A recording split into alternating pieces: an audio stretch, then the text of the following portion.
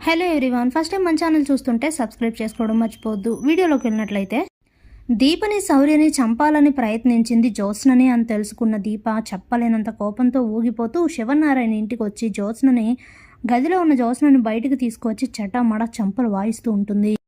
ఇంతలోనే సుమిత్ర దీపని ఆపి దీప చంప పగలగొట్టి, అసలు నువ్వేం చేస్తున్నావో నీకైనా అర్థమవుతుందా? ఎందుకు నా కూతురు మీద అలా చేయి చేసుకుంటున్నావు అని అడిగితే, అర్థం కావాల్సింది నాకు కాదు మీకు. మీ కూతురుపై చేయి చేసుకుంటేనే మీకు ఇంత కోపం వస్తే, ముక్కు పచ్చలారని పసిబిడ్డని నా కూతుర్ని చంపాలని ప్రయత్నించింది నీ కూతురు. దానికి నాకెంత కోపం రావాలి? నేనేం చెయ్యాలి అసలు అని అడిగితే, అసలు ఏం మాట్లాడుతున్నావో నీకైనా అర్థమవుతుందా?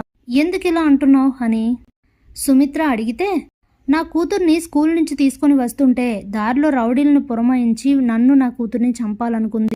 అది జ్యోత్స్ననే అని నేను ఎలా చెప్తున్నానంటే, మత్తుమందు ఉన్న కర్చీఫ్తో జ్యోత్స్న నా ముక్కు మూయడం నా కూతురు చూసిందంట. తను ఇప్పుడే నేను స్పృహలోకి వచ్చిన తర్వాత చెప్పింది అనేసరికి సుమిత్ర షాక్ అవుతుంది. ఇంతలోని శివనారాయణ, నేను ముందే చెప్పానా ఇది ఇంకో నాటకం అని?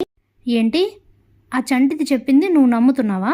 దీన్ని ఆధారంగా తీసుకొని వచ్చి నా మనవరాలే అలా చేసిందని మా ఇంట్లో ఓ రచ్చ సృష్టించాలని నిర్ణయించుకున్నావా? తను చెప్పలేదు. ఎవరో నిన్ను చంపాలని చూస్తే అది నా మనవరాలే చేసిందని కావాలనే తన మీదకి నెట్టేస్తున్నావు అని అంటే, అసలు మాకు అవసరం లేదు శివనారాయణ గారు అంటూ కార్తీక్ అయితే ఎంట్రీ ఇస్తాడు. అయినా మా శౌర్యకి అబద్ధం చెప్పాల్సిన అవసరం కూడా లేదు. తనకు అబద్ధం చెప్పడం తెలీదు. అలా అని జ్యోత్స్నని గుర్తుపట్టలేనంత చిన్నపిల్ల కూడా కాదు. జ్యోత్స్న తనకి బాగా తెలుసు. ఇదంతా చేయించింది జ్యోత్స్ననే అని శౌర్య చెప్పిన దాన్ని బట్టి మాకు అర్థమైంది. అంటే దీన్ని బట్టి చూస్తే ఇంతకు ముందు చేయించిన అటాక్ ఖచ్చితంగా మీ మనోరాలే చేయించుంటుంది. అయినా జ్యోత్స్నకి తప్ప అసలు అలా చేయించాల్సిన అవసరం ఎవ్వరికీ లేదు అని అంటే, ఏంటి కార్తీక్ నువ్వు కూడా అర్థం లేకుండా మాట్లాడుతున్నావు? అసలు ముందు నీకు విషయం చెప్తాను విను. జ్యోత్స్న ఈ రోజంతా ఇంట్లోనే ఉంది, తలనొప్పని పడుకుంది. అది కూడా నా గదిలోనే నిద్రపోతుంది. అలాంటప్పుడు తనే ఇదంతా చేసిందని ఎలా మాట్లాడతారు మీరు అంటూ సుమిత్ర అడిగితే, అప్పుడే దశరథ్ తన మనసులో ఇదంతా ఖచ్చితంగా జ్యోత్స్ననే చేసింది సుమిత్ర, ఎందుకంటే నేనిది ఖచ్చితంగా నమ్ముతాను. ఆ రోజు దాసుని కర్రతో కొట్టి చంపాలని చూసింది జ్యోత్స్న. అది నేను కల్లారా చూశాను కాబట్టి ఇప్పుడు జ్యోత్స్నకి కార్తీక్ని సొంతం చేసుకోవడానికి దీప తనకు అడ్డంగా ఉంది కాబట్టి అందుకే తనని చంపాలని ఇదంతా ప్లాన్ చేసి ఉంటుంది. అందుకే మనకి ఎలాంటి డౌట్ రాకుండా నీ ముందు మంచిదానిలా మారిపోయినట్టు నటిస్తోంది. అనవసరంగా నువ్వు తనని నమ్ముతున్నావు. ఇందాక నువ్వు నాకు చెప్పినప్పుడే డౌట్ వచ్చింది అని తన మనసులో అనుకుంటూ ఉంటారు. ఇక శివనారాయణకి చాలా కోపం రావడంతో, ఏం మాట్లాడుతున్నావురా నువ్వు? మీ భార్యాభర్తలు ఇద్దరు మా కుటుంబం మీద ఏమైనా పగబట్టారా? మొదటి నుంచి ఉన్న పగలన్నీ ఇప్పుడు ఇలా తీర్చుకోవాలనుకుంటున్నారా? ఏం ఆలోచిస్తున్నారో అర్థమవుతుందా? నా మనవరాలకి ఏం అవసరం ఉంది నీ భార్యను చంపడానికి అని అంటే, ఫస్ట్ నుంచి తనని పెళ్లి చేసుకోమంటే ఎందుకు చేసుకోవట్లేదు? తన మనసులో ఏముందో మీకు నాకు కూడా తెలుసు. అందుకే నన్ను సొంతం చేసుకోవడానికి దీప శౌర్య అడ్డంగా ఉన్నారు కాబట్టి వాళ్ళిద్దరిని చంపేస్తే అందరు అడ్డు తొలగిపోతుంది. ఇక నన్ను తన సొంతం చేసుకోవచ్చని ఇలాంటి ప్రయత్నాలన్నీ చేస్తోంది మీ మనవరాలు. కానీ జ్యోత్స్న, నువ్వు ఎన్ని ప్రయత్నాలు చేసినా వృధానే. ఎందుకంటే ఇప్పటిదాకా జరిగిందంతా ఒకెత్తు, ఇక నుండి జరగబోయేది ఇంకో ఎత్తు. దీప నా భార్య, శౌర్య నా కూతురు. ఇకపై వాళ్ళపై ఈగ కూడా వాలకుండా చూసుకునే బాధ్యత నాపై ఉంటుంది. నువ్వు వాళ్ళని చంపాలని చూసావని నాకు ఇప్పుడు అర్థమైపోయింది. కాబట్టి నేనెలా అజాగ్రత్తగా ఉంటాననుకుంటున్నావు? అయినా దీపని చంపేసి నన్ను సొంతం చేసుకోవాలని ఎలా అనుకుంటున్నావు? అలా అనుకున్నంత మాత్రాన అది సాధ్యమవుతుందా?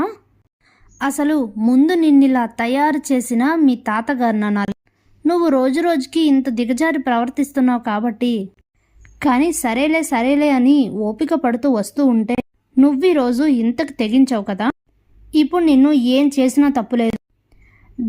శౌర్య చెప్పిన దాన్నే ఆధారంగా తీసుకొని ఎలా ఆధారాలు సేకరించాలో సేకరించి నేను ఇప్పుడే పోలీస్ కేసు పెడతాను నీపై. నువ్విక అరెస్ట్ అయ్యి జైల్లో కూర్చుంటావు. కనీసం అప్పుడు ఆ ఖైదీల మధ్యలో ఉంటేనైనా నీ బుద్ధి మారుతుందేమో చూడాలి అని చెప్పి కార్తీక్ అయితే వెంటనే పోలీసులకు ఫోన్ చేసి జ్యోత్స్నపై కేసు పెడతాడు. ఇక ఇంట్లో అందరూ కూడా ఎంతలా చెప్తున్నా కూడా కార్తీక్ అయితే అస్సలు వినడు. అప్పుడే దీప, వద్దు కార్తీక్ బాబు, కేసుని వాపస్ తీసుకోండి అని అంటే, ఎందుకు తీసుకోవాలి, అసలు మనకు అవసరం ఏంటి, మనం రోజు రోజుకి సరే సరే అని తను చేసే పనులన్నింటినీ ఓపిక పడుతుంటే తను ఇంకా రోజు రోజుకి దిగజారి ప్రవర్తిస్తోంది. ఇలాంటి మనిషికి ఇదే సరి అయిన గుణపాఠం, నువ్వు ఆగు దీప అని చెప్తుంటే ఇంతలోనే పోలీసులు ఇంటికి రావడంతో జ్యోత్స్నని అరెస్ట్ చేయబోతూ ఉంటే అప్పుడే శివనారాయణ, ఆగండి, అరెస్ట్ చేయాల్సింది తనని కాదు నన్ను అని అంటే అందరూ కూడా షాక్ అయిపోతారు. అదేంటి కార్తీక్ గారు మీ మనోరాలిపై కేసు పెట్టారు అని అంటే, అసలు తన పనంతా చేయడానికి కారణమే నేను. నాకే దీపపై కోపం ఉండి దీప వలన మా 2 కుటుంబాలు విడిపోయాయి అన్న కోపంతో నేనే తనని అలా చంపించమని చెప్పాను. తన అలా జరగడానికి కారణం నేనే, నన్ను అరెస్ట్ చేయండి అని చెప్తే స్టన్ అయిపోతారు అందరూ. ఇది ఖచ్చితంగా పచ్చి అబద్ధం నాన్న అని ఆలోచిస్తూ ఉంటాడు దశరథ్. అది కాదు మామయ్య గారు, మీరు అని అంటుంటే ఇంకేం మాట్లాడొద్దు, నన్ను అరెస్ట్ చేయండి అని చెప్తే ఇక పోలీసులు శివనారాయణని అరెస్ట్ చేసి స్టేషన్కి అయితే తీసుకొని వెళ్ళిపోతారు. ఇక కాసేపటి తర్వాత దశరథ్, కార్తీక్ ఇద్దరు కూడా పోలీస్ స్టేషన్కి వస్తారు.